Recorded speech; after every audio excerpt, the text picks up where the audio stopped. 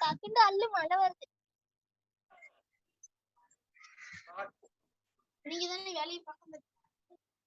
நீ அல்லல நான் எதுல அல்லவே ஒண்ணுமே இல்லாம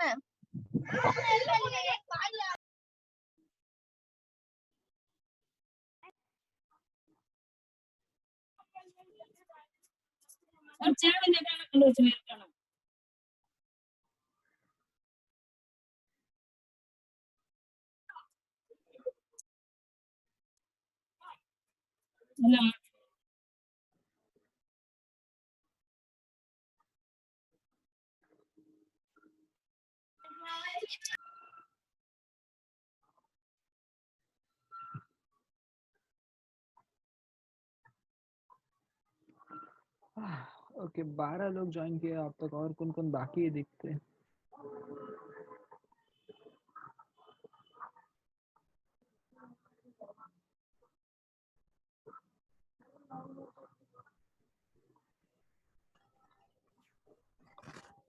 ओके तो कल का लेक्चर में एक चीज प्रॉब्लम था मेरे यहाँ पे, नेटवर्क का इशू था, इसकी वजह से कल मैं सेशन ले नहीं पाया। तो आज क्या रहेगा, आज थोड़ा एक कंटिन्यूएशन टाइप सेशन ही रहेगा, जिसमें कलर आज का थोड़ा कंटेंट में खत्म करने को ट्राई करूंगा। दैट इज आज ना ये टॉपिक कंप्लीट करने को मोस्ट प्रोबेबली ट्राई करेंगे, ठीक है। सिंपल सा बात यही है। सो दो जगह पे मैं आपको ये करूँगा। First session will be purely in zoom में हम क्या करेंगे, सेशन पूरा कंप्लीट करेंगे। And next half of the session जो रहेगा वो हम जियो मीट से ट्राई करेंगे, ठीक है। जियो मीट खाली एक बार एज अ मोबाइल एप्लीकेशन पे ही मैं ट्राई कर सकता हूँ। सो आई होप सबके पास ये जियो मीट का ऐप इंस्टॉल्ड है। मैं ट्राई करूँगा मोबाइल के थ्रू करने को। तो एक्चुअली इसका कोई सॉफ्टवेयर डेस्कटॉप एप्लीकेशन कुछ नहीं है, तो मैं इसको लैपटॉप में यूज़ नहीं कर सकता। तो फिर let's wait till the time I get software for this Jio Meet. Jio Meet use करने का एक फ़ायदा ये है कि you are getting I get to read that unlimited time तक तुम क्या कर सकते हो, मीटिंग सेशन शेड्यूल कर सकते हो। तो आई होप तुम्हारे मोबाइल में सब लोग ने ये ऐप एप्लीकेशंस इंस्टॉल किया रहेगा, ओके।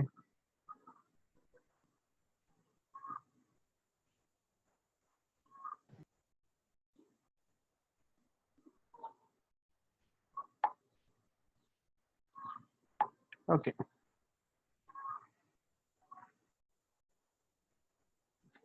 आज स्ट्रुजल ज्वाइन नहीं किया, आज स्ट्रुजल गायब है आज, राहुल गायब है आज, महालक्ष्मी गायब है, लिशा गायब है, फिर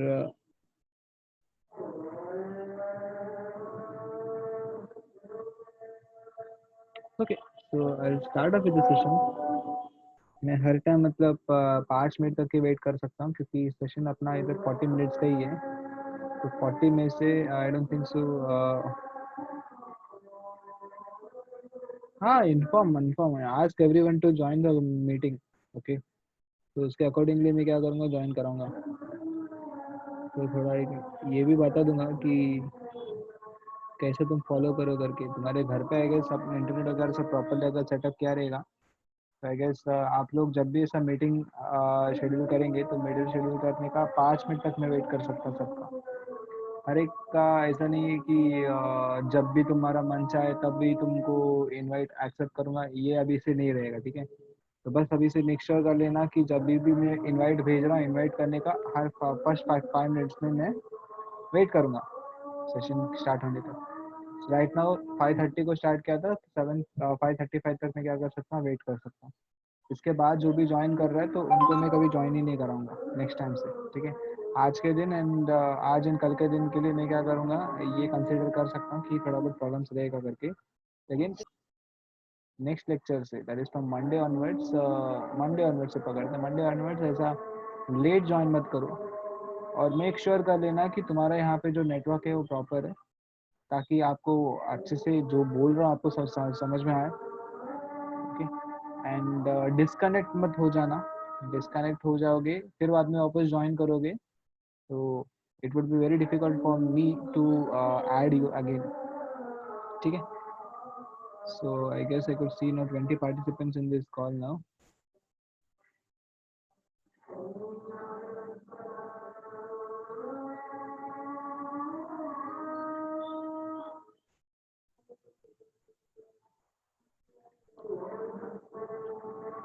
ओके, तो आई गेस अभी स्टार्ट कर सकता हूँ सेशन में, ठीक है।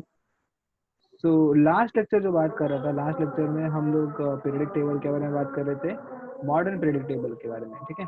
सो मॉडर्न पीरियडिक टेबल में we are covered all points, okay. So I hope सबको अभी पता है, बट फिर भी एक बार मैं क्या करता हूँ, तुम लोग के लिए एक रिवीजन के नाम पे मैं वापस इस चीज़ को समझा देता हूँ, ठीक है।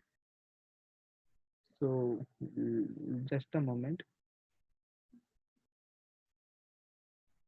ओके। सो मॉडर्न पीरियडिक टेबल 1913 में इसको बनाया गया था। कौन बनाया था? हेनरी मोसले करके साइंटिस्ट ने इसको बनाया गया था। इसका दूसरा नाम है long form of periodic table करके भी हम बोल सकते हैं। इसके अंदर आके you have 18 groups and 7 periods, okay. So इसका इसका फंक्शन क्या है? Physical and the chemical properties of an element are periodic functions of their atomic number. Mendeleev periodic table में क्या था? The properties of elements are periodic function of their atomic masses. Atomic masses के ऊपर क्या होता था वो ये उसको बनाया गया था।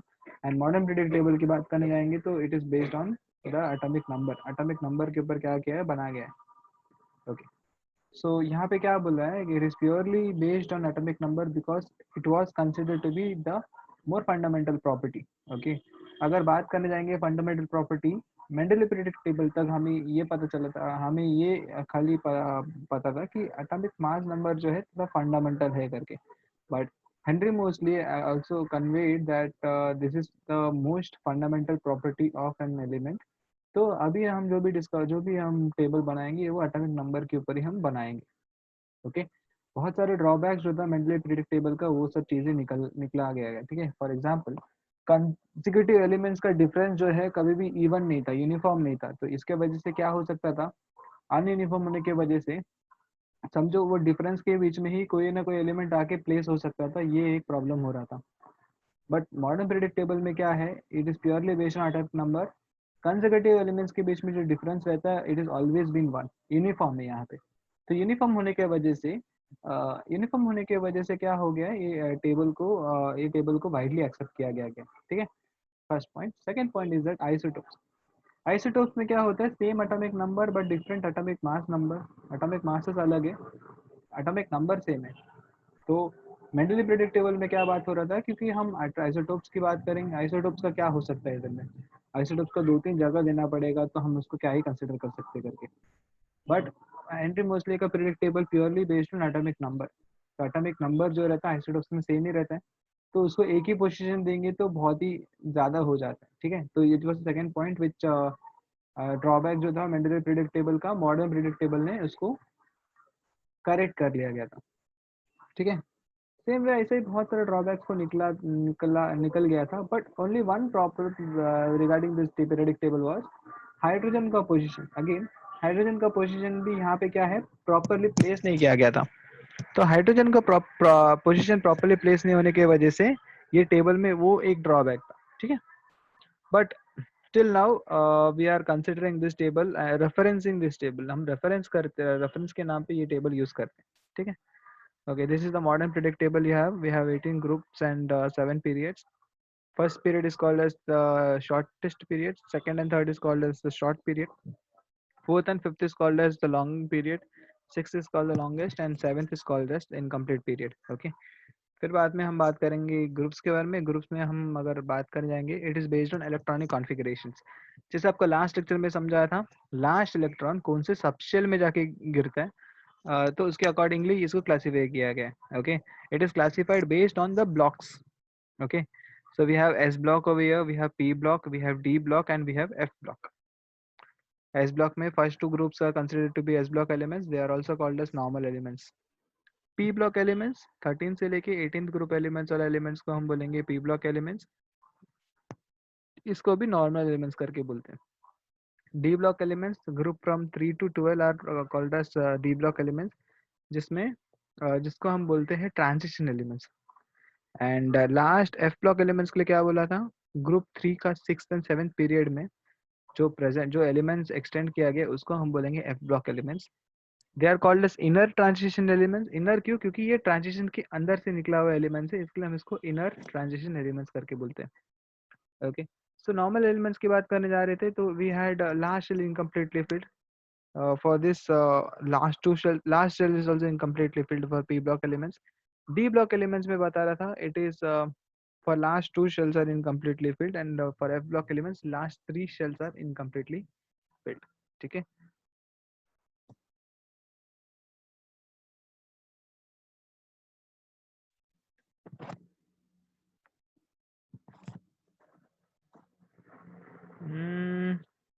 एक मिनट. हाँ, और कौन है?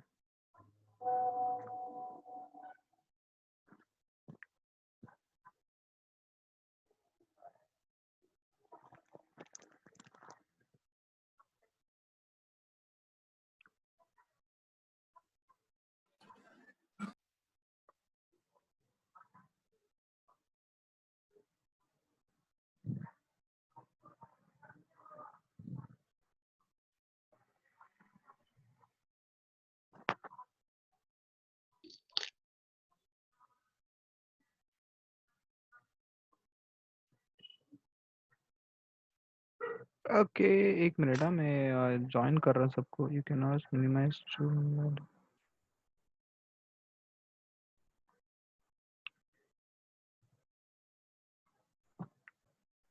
ओके, एक मिनट. मैं स्क्रीन शेयर करता हूँ क्योंकि स्क्रीन शेयर ही नहीं हुआ था time. Okay, so I guess अभी सबको स्क्रीन दिखाई दे रहा है. ओके, सो अब तक जो भी मैं बता रहा था यहाँ पे, मैं खाली वो पीपीटी के रेफरेंस में आपको समझा रहा था.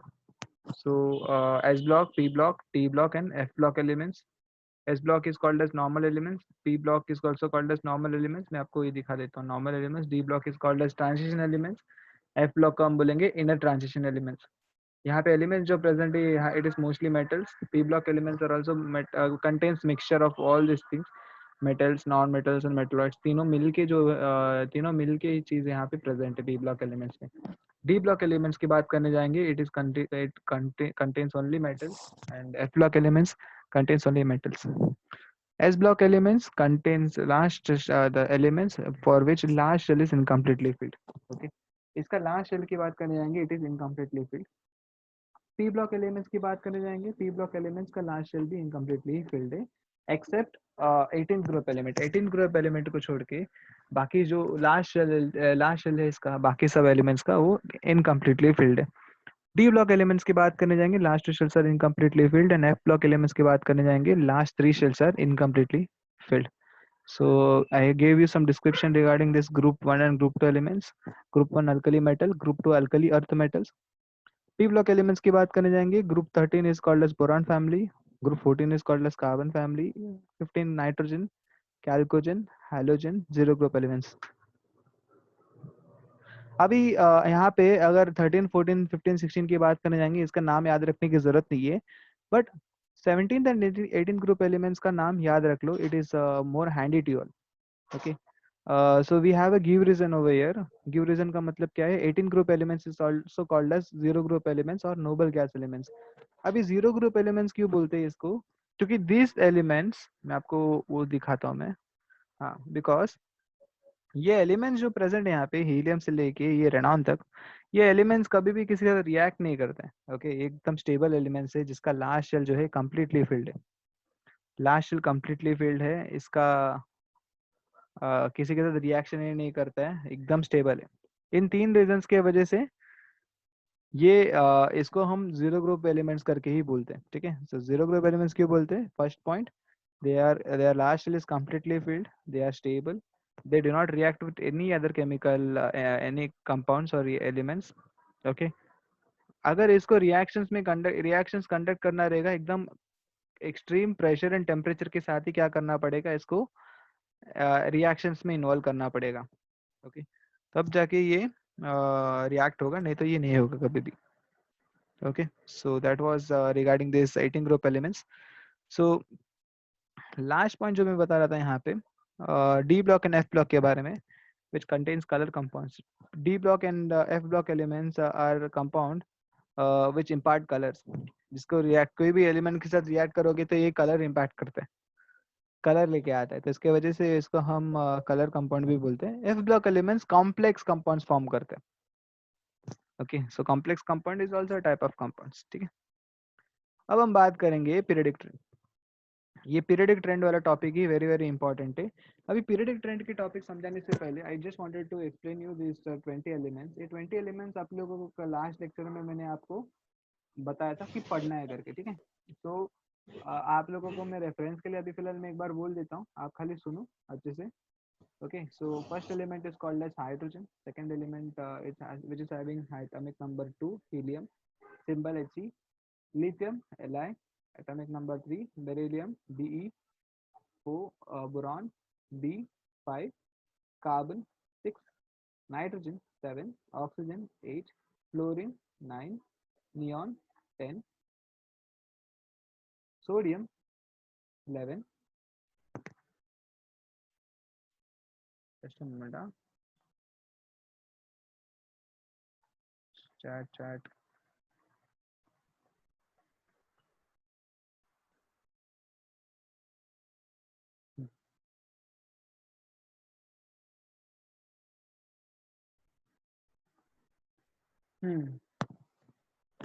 okay, sorry, my bad, just a moment,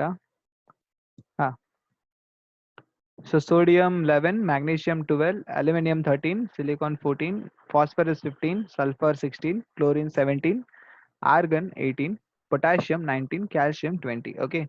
ये होने के बाद आपको ये चीज कम समझाना था, electronic configuration. Electronic configuration as a name suggest, ये कैसा है कि ये हर एक ऑर्बिट में कितना इलेक्ट्रॉन्स फिल होता है उसका कॉन्फ़िगरेशंस की बात करेंगे, ठीक है। तो every shell has a fix number of electrons का कैपेसिटी, मतलब पहला शेल का कैपेसिटी इतना ही है, दूसरा शेल का कैपेसिटी इतना ही है, तीसरा शेल का कैपेसिटी इतना ही है करके एक फिक्स नंबर रहता है। वो फिक्स नंबर के अंडर ही क्या रह सकता है, इलेक्ट्रॉन स्टे कर सकता है, नहीं तो नहीं रह सकता है, ठीक है। तो हम क्या करेंगे, अभी वो कैपेसिटी के बारे में थोड़ा पढ़ लेते हैं, शॉर्ट में हम याद रखेंगे, ठीक है। तो फर्स्ट शेल का कैपेसिटी कभी भी कितना रहता है, 2 रहता है। कितना रहता है, 2। सेकेंड शेल का कैपेसिटी जो रहता है वो कितना रहता है, 8 रहता है, 8। तो सेकेंड शेल का capacity is 8, third shell capacity is 18, fourth shell capacity is 32, okay. So इसका एक फॉर्मूला है, ये फॉर्मूला के थ्रू क्या कर सकते हैं, हर एक शेल का कैपेसिटी के बारे में हम पढ़ सकते हैं। ये सब वैल्यूज जो बता रहा हूँ इट इज अ थियोरेटिकल वाला वैल्यूज, मीनिंग ये फॉर्मूला के थ्रू ही हम क्या कर सकते हैं, ये बता सकते हैं। बट ऐसा भी चीज है जिसमें हम क्या कर सकते हैं, जस्ट अ मोमेंट, मैं आपको फॉर्मूला साइड में लिखा लेता हूँ यहाँ पे। So formula is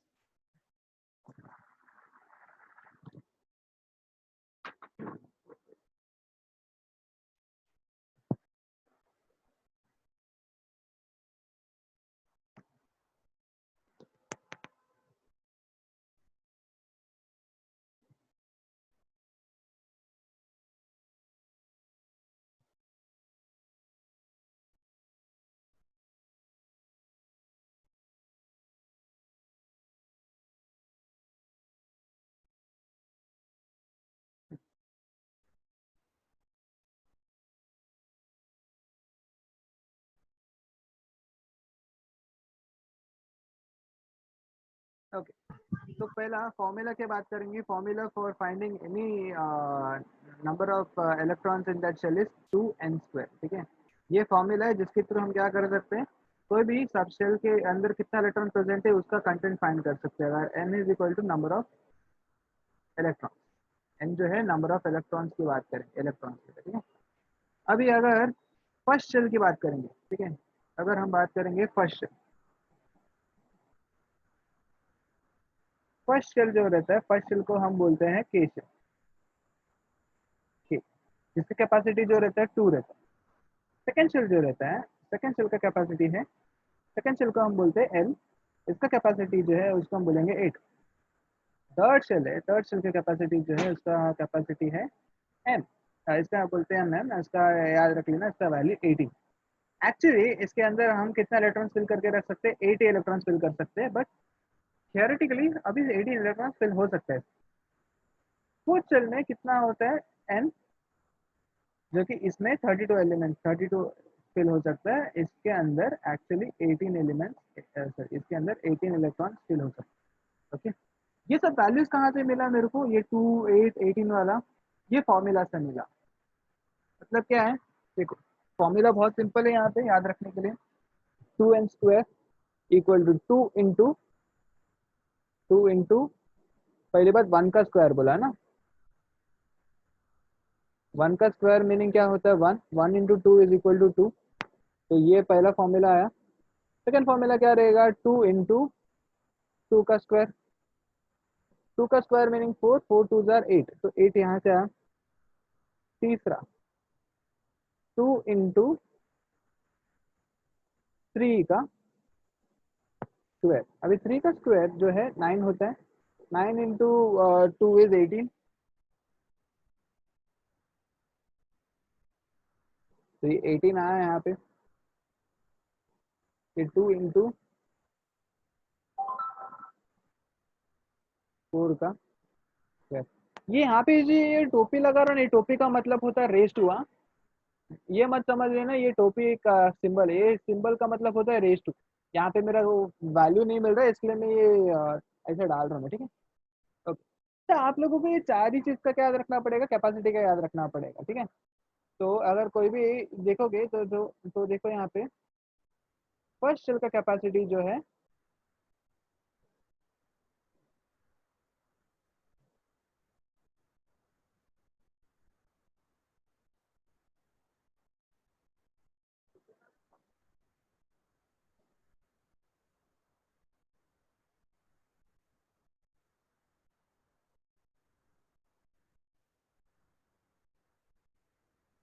okay this is my atom, ये हमारा न्यूक्लियस है जिसमें मेरा ऑर्बिट यहाँ पे सर्कुलर शेप में रखा मैंने। ओके, और भी बनाता हूँ,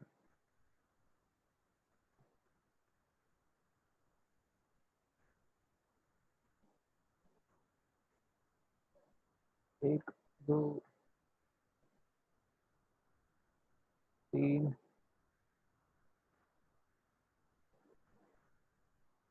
और एक, चार, ठीक है। तो यहाँ पे अगर देखोगे फर्स्ट शेल का कैपेसिटी जो है टोटल 2 इलेक्ट्रॉन्स का कैपेसिटी है। कितना इलेक्ट्रॉन्स का कैपेसिटी है, एक मिनट, मैं एक छोटा सा बना लेते हैं यहाँ पे।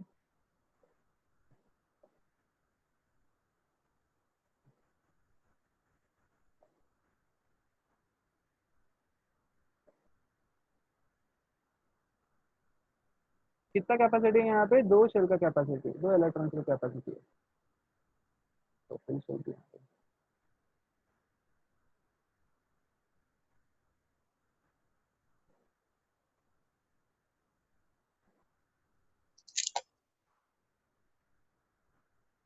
2 का कैपेसिटी है।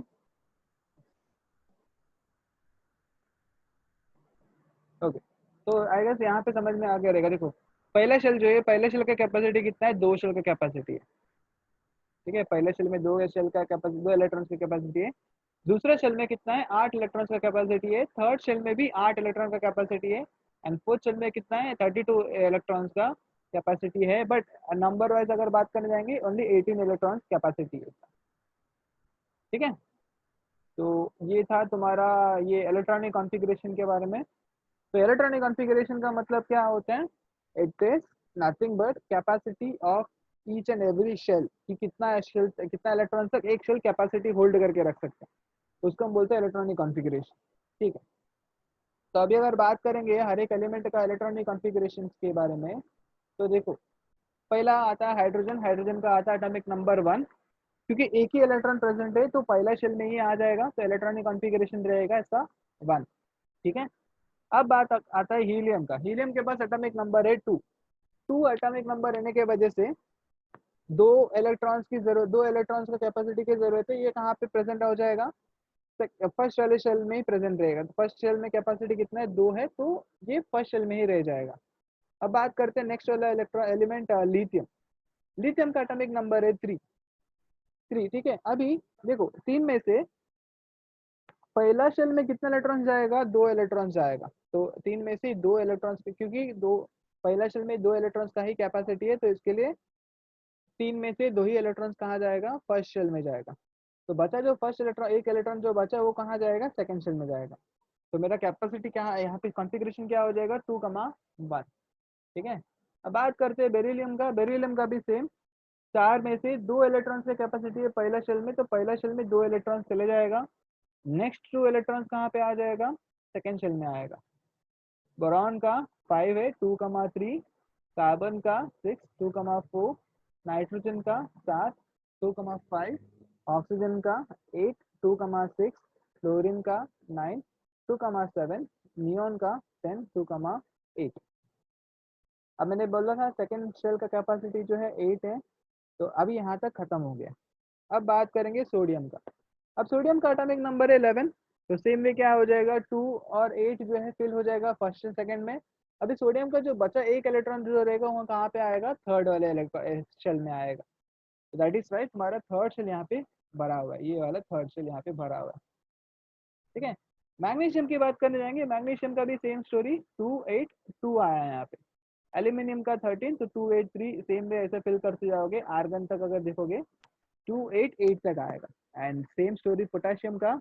अभी मेरा थर्ड शेल भी कम्प्लीटली फिल हो गया है, अभी बचा खाली इसमें एक इलेक्ट्रॉन बचा, तो इसके लिए यहाँ पे एक आ जाएगा। कैल्शियम का 282 वैसे। ठीक है, ये था तुम्हारा इलेक्ट्रॉनिक कॉन्फ़िगरेशन। तो इलेक्ट्रॉनिक कॉन्फ़िगरेशन का मतलब होता है अगर कोई भी एलिमेंट दिया है, उस एलिमेंट का एटॉमिक नंबर मेरे को पता है, तो उस एटॉमिक नंबर से मैं इलेक्ट्रॉनिक कॉन्फ़िगरेशन फाइंड कर सकता हूँ। तो आई नो कि एक शेल में कितना कैपेसिटी है, उस कैपेसिटी के हिसाब से मैं क्या करूंगा, उस इलेक्ट्रॉन्स को अरेंज करूंगा। Story is very simple. Okay, अब बात करेंगे नेक्स्ट टॉपिक वैलेंस इलेक्ट्रॉन्स की। वैलेंस इलेक्ट्रॉन्स का मतलब क्या होता है, लास्ट शेल में कितना इलेक्ट्रॉन्स प्रेजेंट है उसको हम बोलेंगे वैलेंस इलेक्ट्रॉन्स। ठीक है, ये कंसेप्ट भी बहुत सिंपल है, याद रख लेना यहाँ पे। मतलब लास्ट शेल मतलब कोई भी आइटम रहेगा, उस आइटम का आउटर मोस्ट शेल में कितना भी जितना नंबर ऑफ इलेक्ट्रॉन्स प्रेजेंट रहेगा उसको हम बोलेंगे वैलेंस इलेक्ट्रॉन्स। ठीक है, तो अगर हाइड्रोजन की बात करेंगे तो हाइड्रोजन का एक ही शेल प्रेजेंट है, तो ये first shell is the last shell, तो इसके लिए एटॉमिक इसका वैलेंस इलेक्ट्रॉन आएगा 1। हीलियम का क्या रहेगा, इलेक्ट्रॉनिक कॉन्फ़िगरेशन 2, एटॉमिक नंबर 2 है, एक ही शेल प्रेजेंट है, तो एक शेल ही लास्ट शेल रहेगा, तो इसलिए इसका वैलेंस इलेक्ट्रॉन रहेगा 2। लिथियम की बात करेंगे तो लिथियम का क्या है, एटॉमिक नंबर है 3। तो 3 का मतलब हो गया 2,1। अभी इसमें 2 शेल प्रेजेंट है, तो ये 2 जो रहेगा ये अंदर वाला शेल का रहेगा, 1 जो रहेगा ये आउटर वाला शेल का रहेगा, तो इसका वैलेंस इलेक्ट्रॉन का नंबर रहेगा 1। बेरिलियम की बात करने जाएंगे। बेरिलियम का आता है एटॉमिक नंबर 4, 2,2। 2 शेल से, तो पहला अंदर वाले शेल का atomic number sorry electron number है 2, बाहर वाले शेल का कितना है 2, तो यहाँ पे वैलेंस इलेक्ट्रॉन आएगा 2। बोरॉन का मतलब है यहाँ पे 5, 2,3। अंदर वाले शेल का 2 है, बाहर वाले शेल का 3 है, तो आउटर मोस्ट शेल का यहाँ पे 3 होने की वजह से वैलेंस इलेक्ट्रॉन रहेगा 3। एंड सेम में यहाँ पे carbon, nitrogen, oxygen, fluorine, neon, इन सब का ऐसे ही आएगा।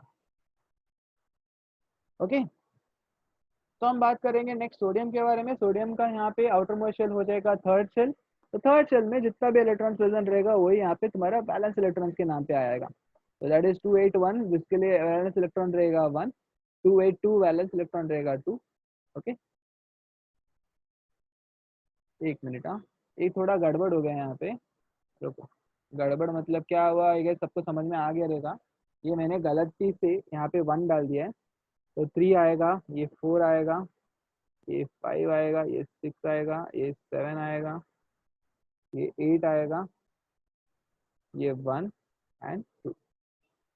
ओके, करेक्शंस रहेगा थोड़ा, ये करेक्शंस खाली चेक कर लेना यहाँ पे। समझा ना मैं ये करेक्शंस क्यों किया करके? ठीक है, तो ये था वैलेंस इलेक्ट्रॉन्स का टॉपिक। तो वैलेंस इलेक्ट्रॉन्स अगर देखोगे तो ऐसा ही कैलकुलेट करना रहेगा। ठीक है, अगर नेक्स्ट बात करेंगे ये कौन सा, वैलेंसी। वैलेंसी का मतलब ये होता है कोई भी एलिमेंट जो रहता है उसका आउटर मोस्ट शेल को कंप्लीट करने को ट्राई करता है। ठीक है, कोई भी एलिमेंट जो रहता है उसका आउटर मोस्ट शेल को कंप्लीट, मीनिंग उसके लास्ट शेल में कुछ ना कुछ करके पूरा भरने को कोशिश करते हैं, ऐसा आधा खाली नहीं रखता है। ठीक है, every time when ever element अपने लास्ट शेल में कोई इलेक्ट्रॉन प्रेजेंट रहेगा जो कि कंप्लीट नहीं है, तो उसको या तो बाहर धकेलने का, या तो उसको लूज करने को, या गेन करने को, किसी ना किसी के साथ इलेक्ट्रॉन ऐसे छीन के, या इलेक्ट्रॉन को डोनेट करके, या इलेक्ट्रॉन किसी ना किसी के साथ शेयर करके क्या करेगा, उसका आउटर मोस्ट शेल को कंप्लीट करेगा। इस प्रोसेस जिसमें ये यहाँ पे जो इलेक्ट्रॉन डोनेशन, एक्सेप्टेंस और शेयरिंग होता है, इसके वजह से क्या होता है, केमिकल रिएक्शन इन्वॉल्व रहता है। ठीक है, एंड इस प्रोसेस में जो यहाँ पे नंबर ऑफ इलेक्ट्रॉन्स का जो ट्रांसफर हो रहा है ना, आने जाने का, तो उसको हम बोलेंगे वैलेंसी, उसको हम बोलेंगे वैलेंसी।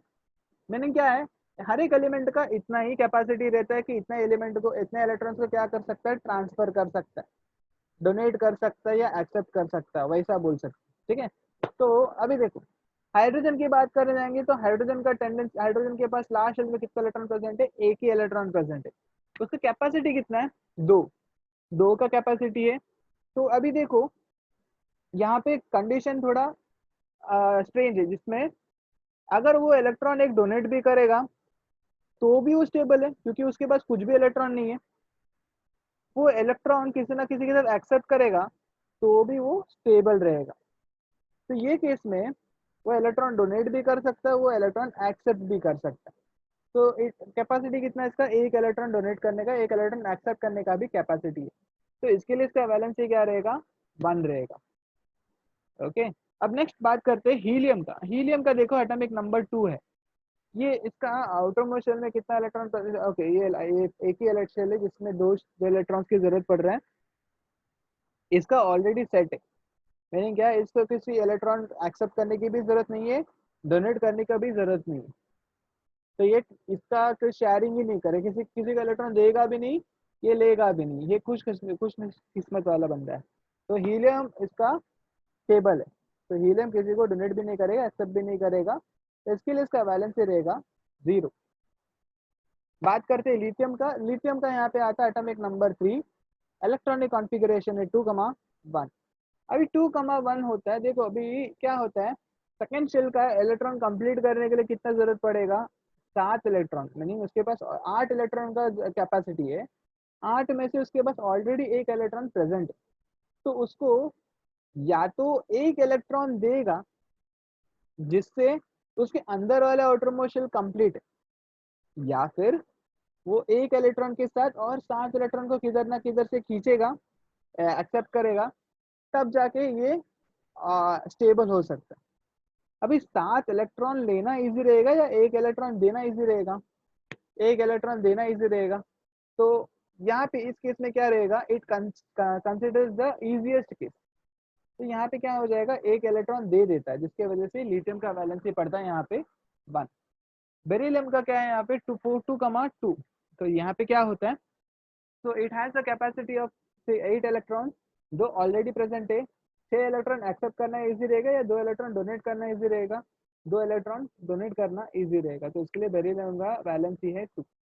बोरॉन का क्या है यहाँ पे 2,3, तो सेम वे 3 इलेक्ट्रॉन डोनेट करने का इजी रहेगा, तो इसके लिए इसका वैलेंसी पड़ा है 3।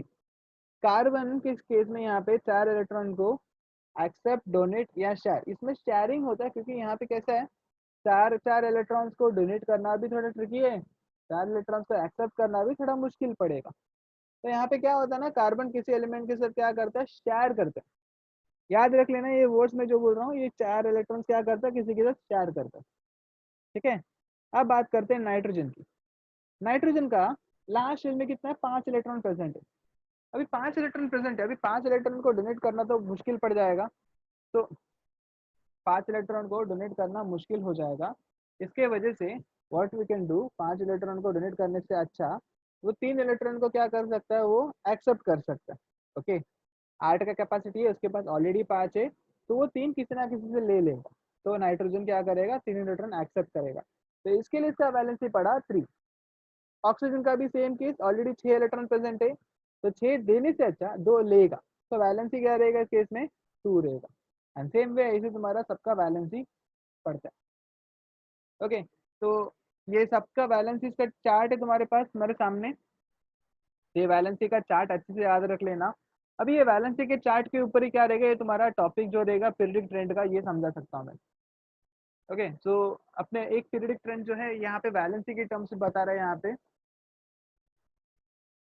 ठीक है। अब क्वेश्चंस यहाँ पे दिया, क्वेश्चंस के अकॉर्डिंगली आपको आंसर करता है यहाँ पे। What is the relationship between the electronic configuration of an element and it's valency. Electronic configuration of valency, अभी मैंने आंसर किया था तुम लोगों को, मतलब क्या होता है, अगर इलेक्ट्रॉनिक कॉन्फ़िगरेशन की बात करेंगे, लास्ट शेल जो रहेगा डिटरमाइन करेगा उसका वैलेंसी। अगर अगर समझ लेना इलेक्ट्रॉन एक्सेप्ट, कम इलेक्ट्रॉन से तो इलेक्ट्रॉन को डोनेट करेगा, ज़्यादा इलेक्ट्रॉन रहेगा इलेक्ट्रॉन को एक्सेप्ट करेगा। आउटर मोस्ट अगर कंप्लीटली फिल रहेगा तो क्या करेगा, वो किसी को देगा भी नहीं या किसी से लेगा भी, ठीक है।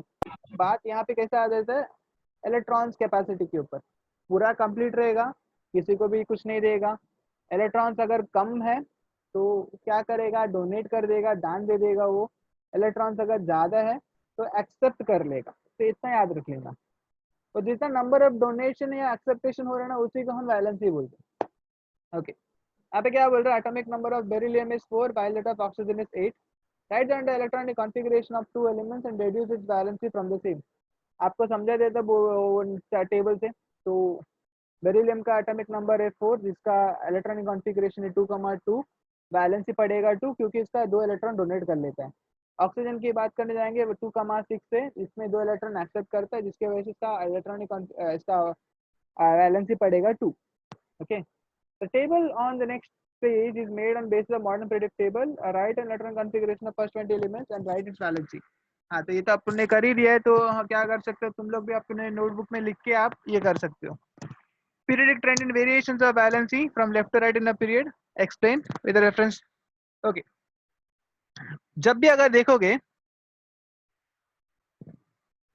ये पीरियडिक टेबल देखो, ये हाइड्रोजन का वैलेंसी था 1, ये हो गया 0।